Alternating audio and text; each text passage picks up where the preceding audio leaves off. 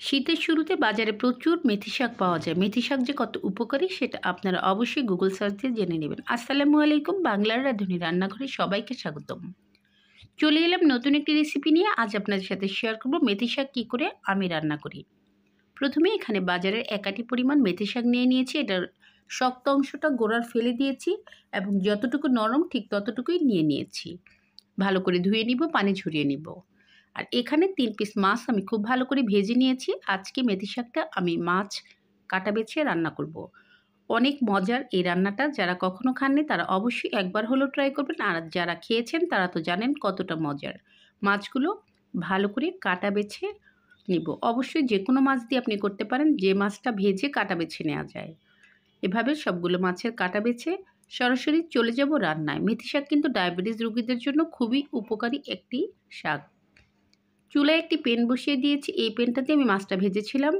সেই প্যানে 2 টেবিল চামচ পরিমাণ পেঁয়াজ, 2 টেবিল চামচ পরিমাণ রসুন এবং সাথে কয়েকটা কাঁচামরিচ ছোট ছোট করে কেটে অ্যাড করে দিয়েছি।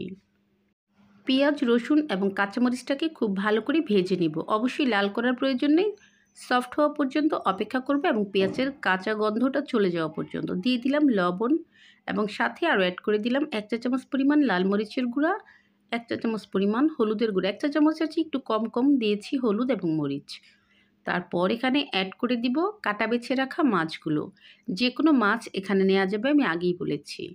মাছগুলো দিয়ে আমি খুব ভালো করে এটাকে একটু ভালো করে নেড়েচেড়ে রান্না করে নেব। অবশ্যই ভালো করে এই মশলাটা কষিয়ে নিলে রান্নার টেস্ট হবে অনেক গুণ। যেহেতু শাক রান্না করব, তাই এখানে কোনো রকম শাকে পানি দিব না। এই মাছের মশলাটাকে কষিয়ে নেওয়ার জন্য সামান্য একটু পানি অ্যাড করে দিলাম। এই পানিটা দিয়ে জাস্ট মশলাটা কষিয়ে নিব। সাথে আরও অ্যাড করে দিব 1/2 চা চামচ পরিমাণ আদা রসুন বাটা। যেহেতু মাছ দিয়েছি তাহলে এই রান্নাটা বেশি টেস্টি হবে। খুব ভালো করে মিডিয়াম আঁচে রেখে আমি ঢেকে 3 থেকে 4 মিনিট এই মাছের মশলাটাকে কষিয়ে নিব। মেথি শাক কিন্তু সারা বছর পাওয়া যায় না, এই শীতের শুরুতে এবং শীতের মধ্যেই পাওয়া যাবে। তারপর আপনি বাজারে আর চাইলেও এই শাকটা পাবেন না। তাই অবশ্যই যদি মেথি শাক খেতে হয় এখনই আপনাকে খেতে হবে। আর যাদের ডায়াবেটিস আছে তারা অবশ্যই এই শাকটা রান্না করে খেতে পারেন। দিয়ে দিলাম মেথি শাক। মেথি শাকটাকে আমি ভালো করে ধুয়ে ছোট ছোট করে কেটে নিয়েছি। এভাবে কেটে নিলে শাকটা রান্না করতে খুব বেশি সময় লাগে না। আর অবশ্যই যখন শাকটা দিব চুলার আঁচটা একটু বাড়িয়ে দিয়ে আমি খুব দ্রুতই কাজটা করে নিব। 2 থেকে 3 মিনিটের মধ্যে আপনি শাকটা নামিয়ে নিতে পারবেন।